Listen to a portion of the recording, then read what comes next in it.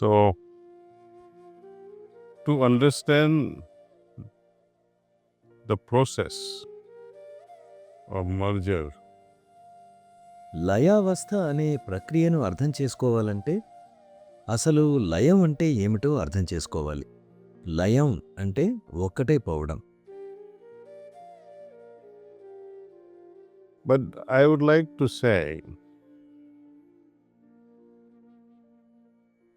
నేనేం చెప్పాలనుకుంటున్నానంటే లయావస్థలో సైతం కొద్దిగా అసంపూర్ణత అనేది ఉంటుంది.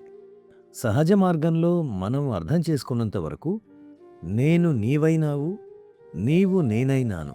ఇక ఎవరూ కూడా మన ఇద్దరినీ వేరు వేరు అని అనలేరు అని భావం. ఇద్దరూ ఏకమై ఒక్కటి అవ్వడం గురించి మనం మాట్లాడతాం. now, for example, one who has lost himself అయితే ఒకరు తనను తాను పోగొట్టుకుని శూన్యంగా తయారయ్యారనుకోండి, అంటే బాబూజీలా, మనం ఆయన్ను శూన్యత్వంగా తయారయ్యారని పరిగణించవచ్చు.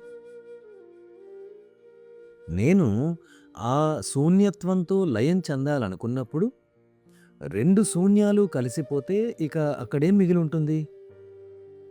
what remains? ఎవరూ ఉండరు. ఇద్దరూ శూన్యమే కనుక.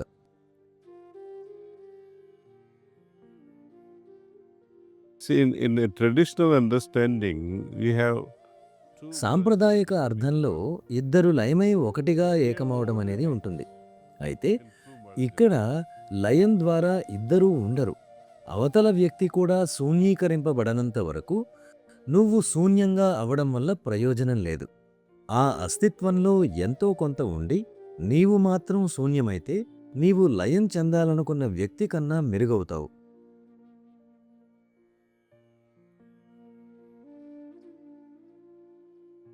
ఏదేమైనా కానీ కనీసం ఒక్కటిగా అవ్వాలన్నా, లయం చెందాలన్నా ఏకరూప అంటే ఒకే విధమైన ప్రకంపన అవసరం అవుతుంది.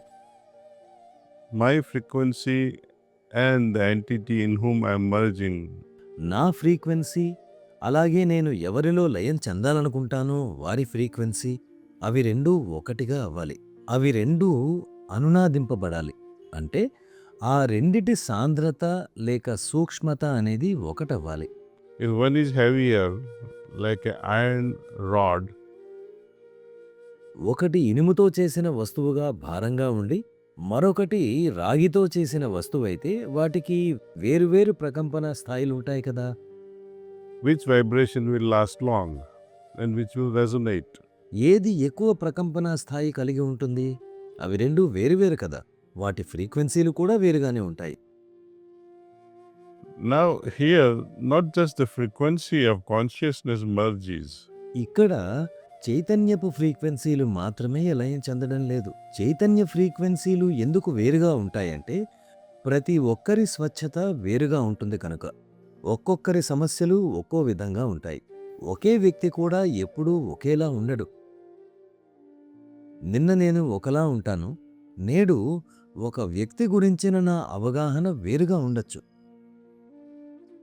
నాలో మార్పు ఉంటుంది. మరి నా చైతన్యంలో ఒకే విధమైన పరిణామ ఫ్రీక్వెన్సీని కలిగి ఉంటానా? నేనలా అనుకోవట్లేదు.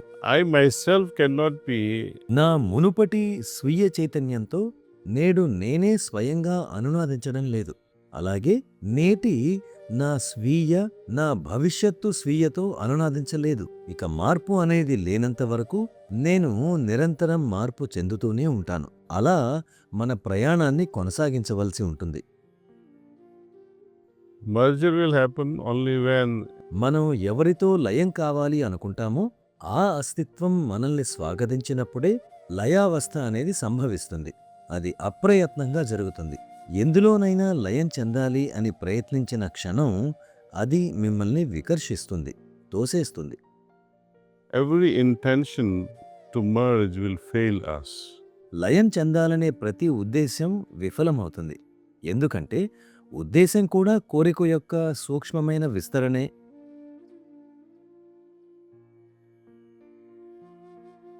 Whether you are having desire for Mercedes Benz, ఒక మెర్సిడెస్ బెంజ్ కలిగి ఉండాలనే కోరిక ఉన్నట్లే మీకు ముక్తి పొందాలనే కోరిక కూడా ఉంటుంది. ఇవి రెండూ కూడా మనల్ని బంధిస్తున్నాయి. we have to get going. Transcend our desires.